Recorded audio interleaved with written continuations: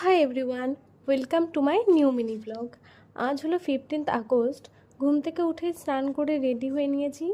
আজ একটু বেরোনোর প্ল্যান আছে, তো সেই মতো প্রথমে আমাকে তো পড়াতে যেতে হয়েছিল।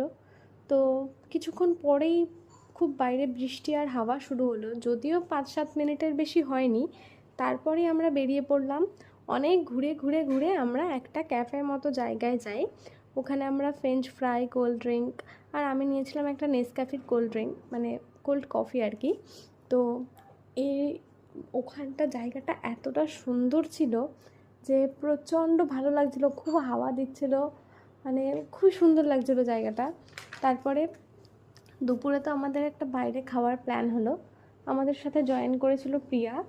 আমাদের খাবার দিতে তো প্রায় 30 থেকে 35 মিনিট সময় নিয়েছে, আর প্রিয়ার এত খিদে পেয়েছে যে ও বাড়ি থেকে আনা মাছ ভাত সার্ভ করে খাওয়া শুরু করে দিয়েছে।